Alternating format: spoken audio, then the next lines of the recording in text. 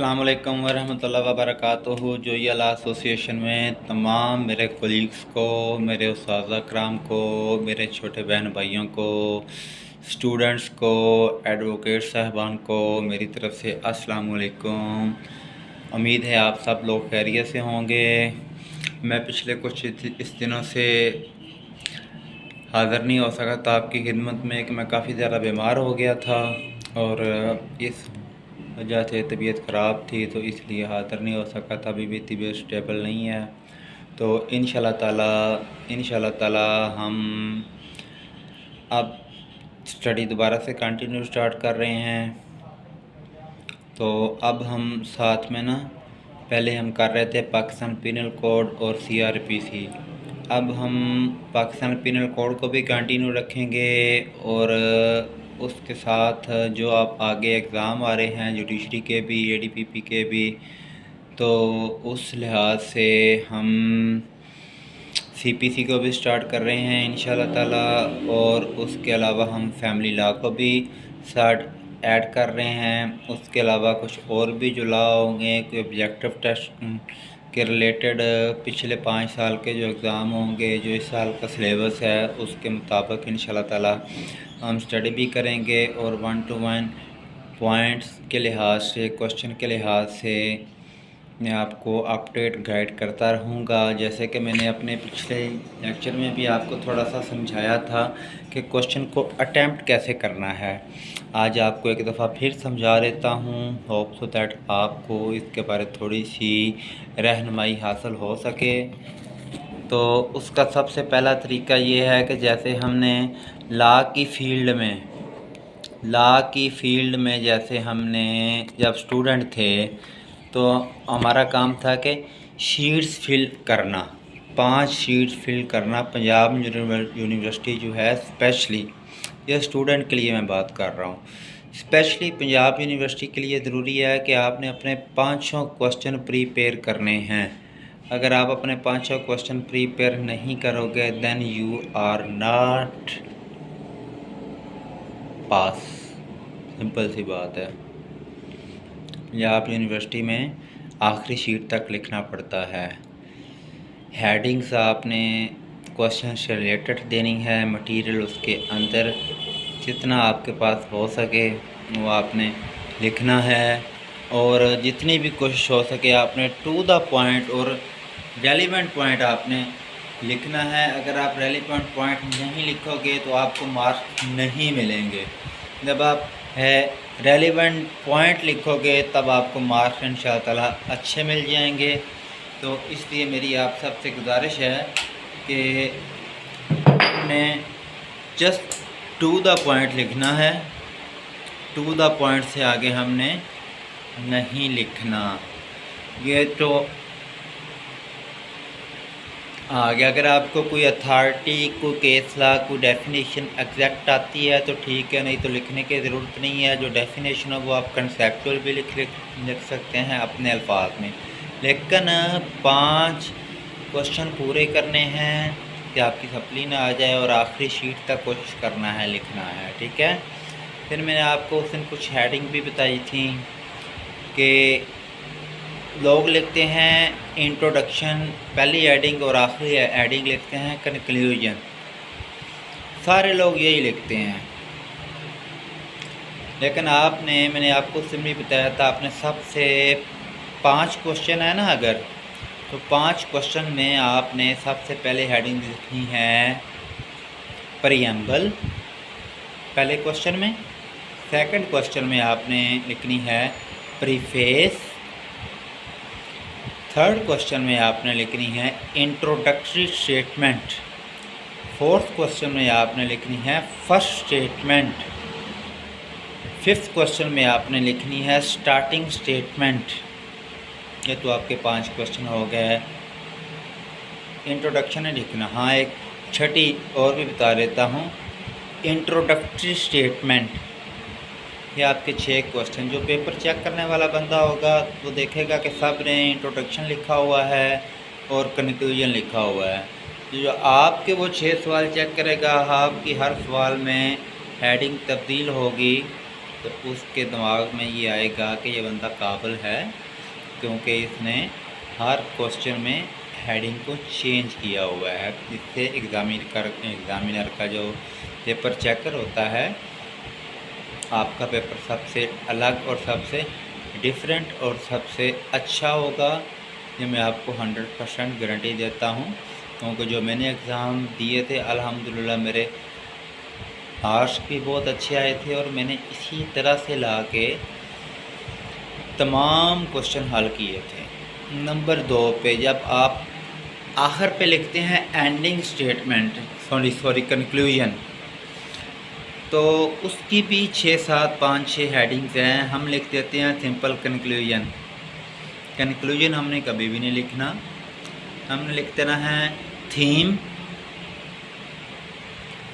Last statement, final statement, concluding statement, conclusive statement. ये हमने 5 heading दे देनी है। एक और भी एंडिंग स्टेटमेंट, 6 हेडिंग ये दे देनी है अगर 6 क्वेश्चन आ जाएं तो। ये स्टूडेंट के लिए भी है और एडीपीपी के लिए भी है, जुडिशरी के लिए भी है। तो अब इंशाल्लाह ताला हम एडीपीपी की भी तैयारी साथ साथ करेंगे, जुडिशरी की तैयारी भी साथ साथ इंशाल्लाह ताला हम करेंगे। तो उसके अलावा जब हम आखिरी स्टेटमेंट कंक्लूडिंग स्टेटमेंट की देते हैं, तो हम स्टार्ट पता है कहाँ से करते हैं? अक्सर student in the end I can say that, in the end we can say that, TTC वगैरह वगैरह हरगिज़ नहीं लिखना। आपने एक छोटी सी हेडिंग लिखनी है, the pith and marrow of all the previous discussion there is no outer untruth shows that.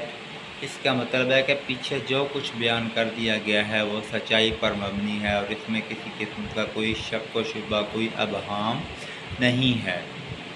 और उसके बाद आपने जो सारा क्वेश्चन लिखा हुआ है उसके अंदर से 2-2 एक लाइनें उठा के आपने लिख देनी है। और अगला आपको इम्पोर्टेंट चीज़, जुडिशरी और एडीपीपी के लिए टू द पॉइंट लिखना है, उसमें आपने शीटें फिल नहीं करनी। और लॉ के लिए आपने शीटें फिल करनी है, क्वेश्चन कंप्लीट करने हैं। एडीपीपी और जुडिशरी में भी क्वेश्चन कंप्लीट करने हैं, ठीक है, क्योंकि उनका एग्रीगेट 50% होता है। तो ये आपने हर हाल में करना है, बार बार आपको समझा भी चुका हूँ। और आपसे एडीपीपी और जुडिशरी में टू द पॉइंट जो पूछा जाता है वही लिखना है, ज़्यादा लंबा चौड़ा नहीं लिखना, ज़्यादा शीटें फिल नहीं करनी। इंग्लिश अगर आपकी अच्छी है तो वेल एंड गुड, अगर नहीं भी अच्छी तो आप अपनी कंसेप्चुअल तौर पे अपने अल्फाज में लिख सकते हैं। ज़्यादातर लोग अपने अल्फाज में लिख देते हैं। अगर आपको रेलिवेंट कोई केस ला नहीं आ रहा तो आपने केस ला नहीं लिखना। अगर आपको कोई रेलिवेंट केस ला आ रहा है, ज़ुबानी याद है, तो आपने लिख देना है। अगर आपको कोई डेफिनेशन ज़ुबानी याद नहीं है तो आपने हेडिंग देनी कंसेप्चुअल डेफिनेशन अंडर सेक्शन फलां फलां फलां फलां फलां। तो जनाबे वाला, इसके बाद जो हमने हेडिंग देनी है, सबसे पहले हमने हेडिंग देनी है पहले क्वेश्चन की ओपनिंग स्टेटमेंट। उसमें हमने कम से कम 1 पेज लिखना है। आगे हमने हेडिंग देनी है relevant provision, heading number 2। Heading number 3 आपने देनी है मीनिंग। हेडिंग नंबर 4 आपने देनी है डेफिनेशन। हेडिंग नंबर 5 आपने देनी है, अगर उसने एसेंशियल पूछे हैं, इंग्रेडिएंट, एसेंशियल फीचर्स, आपने वो देनी है। उसके बाद आपने अगली हेडिंग देनी है, अगर आपके माइंड में कोई केस लॉ है वो दे देनी है, अगर नहीं है तो छोड़ देना है। केस लॉ गलत नहीं लिखना। अगर आपके पास कोई एग्जाम्पल है तो आप छठी हेडिंग उसको बना सकते हैं। 7वीं हेडिंग आपने लिखनी है इम्पोर्टेंस क्या है इसकी, पाकिस्तान में क्या इम्पोर्टेंस है, आउट ऑफ कंट्री में क्या इम्पोर्टेंस है। फिर अगर उसने आपसे ये पूछा है कि क्वेश्चन की काइंड्स क्या हैं, कितनी काइंड्स हैं, तो आपने उनको टू द पॉइंट लिखना है, ज़्यादा लंबा चौड़ा नहीं लिखना। उनके मतलब भी अगर आपके पास कोई अथेंटिक केस ला होगा तो आपने वो केस ला वहाँ पुट आउट करना है, अदरवाइज़ आपने वो केस ला पुट आउट नहीं करना। आगे आपने उसका क्वेश्चन का ऑब्जेक्ट लिखना है कि इस क्वेश्चन का, इस टॉपिक का असल पर्पस क्या है, ऑब्जेक्ट क्या है, वो लिखना है। वो भी टू द पॉइंट लिखना है। अगली हेडिंग आपने 8 नंबर वाली देनी है स्कोप, कि इसका स्कोप क्या है। उसके बाद अगली हेडिंग आपने देनी है, सॉरी एक्सक्यूज मी, अगली हेडिंग आपने देनी है नीड, कि इस लॉ की ज़रूरत कहाँ कहाँ पर पेश आती है। फिर आपने अगली हेडिंग देनी है हेडिंग नंबर 10 पनिशमेंट, के इस ऑफेंस की क्या क्या पनिशमेंट हो सकती है। आगे आपने हेडिंग नंबर 11 लिखनी है पोजीशन इन पाकिस्तान, के पाकिस्तान में इसकी पोजीशन क्या है, तो भी आपने कानून के मुताबिक लिखनी है। ये ज़्यादातर कॉन्ट्रैक्ट एक्ट में भी होता है, पाकिस्तान पिनल कोड में भी होता है, ETC वगैरह वगैरह वगैरह वगैरह जो कुछ भी है। 13 हेडिंग आपने इसकी लिखनी है। उसने अगर आपसे कोई भी और चीज़ पूछी हो या कोई एग्जाम्पल आपके माइंड में आ रही हो या कोई केस ला आपके माइंड में आ रहा हो इस क्वेश्चन से रिलेटेड, किसी भी क्वेश्चन से रिलेटेड, किसी भी टॉपिक का रिलेटेड, आपने वो दे देनी है। 14 हेडिंग आपने इसकी लिखनी है कंक्लूडिंग स्टेटमेंट, यानी कि फाइनल स्टेटमेंट। और उसको आपने स्टार्ट पता है कहाँ से करना है। The pith and marrow of all the previous discussion, there is no outer untruth show that, लोग लिखते हैं I can say that, we can say that, ETC वगैरह वगैरह। और जो वर्ड हैं the pith and marrow of all the previous discussion, there is no outer untruth show that, इसका मतलब ये है कि पीछे जो कुछ मैंने बयान कर दिया है वो सच्चाई पर मबनी है, उसमें किसी किस्म का कोई शक व शुबा, कोई अबहाम नहीं है। जी मेरा बार बार आपको ये समझाना, ये बताना सिर्फ इसलिए ज़रूरी है ताकि आप लोगों के इल्म में आ सके कि पेपर को अटैम्प्ट कैसे करना है। ADPP और DDPP और सेशन जज और एडिशनल सेशन जज में आपने टू द पॉइंट पेपर हल करना है। वो क्वेश्चन को घुमा फिरा के भी आपसे पूछ सकता है। जब हम कंप्लीट कर लेंगे तो फिर मैं आपको 8-8, 10-10 क्वेश्चन घुमा फिरा के भेजूँगा। और इंशाल्लाह ताला अगर तो आप लोग संजीदा होकर स्टडी करेंगे, मेरे पास तमाम नोट्स मौजूद हैं। किसी मेरी बहन को, भाई को, दोस्त को, कलीग को नोट्सों की ज़रूरत हो, मेरा व्हाट्सअप नंबर ऑलरेडी भी आपके पास है 0345023890 एंड आल्सो 03346790 मेरा नाम राना हमजा मजीद जोइया एडवोकेट हाई कोर्ट है।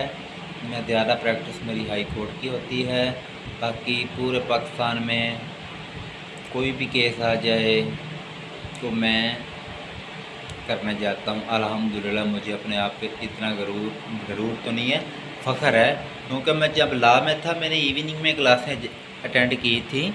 मॉर्निंग में मैं कचहरी मैंने फ़र्स्ट ईयर में ही ज्वाइन कर ली थी। उस लिहाज से तो मेरी तकरीबन 10 साल स्टैंडिंग हो चुकी है। वैसे बेसिकली मेरी 7 साल से ऊपर स्टैंडिंग है। उस लिहाज से मेरी तकरीबन 10 से भी 10.5 साल यानी कि 2012 में मैंने कोर्स ज्वाइन कर ली थी काजी आज़म लॉ कॉलेज उकाड़ा से। मैंने लॉ किया था, पंजाब यूनिवर्सिटी की तरफ से अलाक शुदा था। और अल्हम्दुलिल्लाह मैंने फ़र्स्ट ईयर में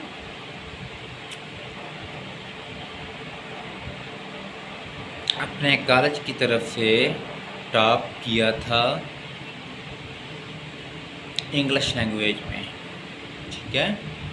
उसके अलावा एक और सब्जेक्ट था, सब्जेक्ट अभी इस वक्त मुझे ना, हाँ सब्जेक्ट नहीं था, वो एक ये देखें, ये ऊपर मेरे 2 गोल्ड मेडल लगे हुए हैं, ये 2 हैं, ये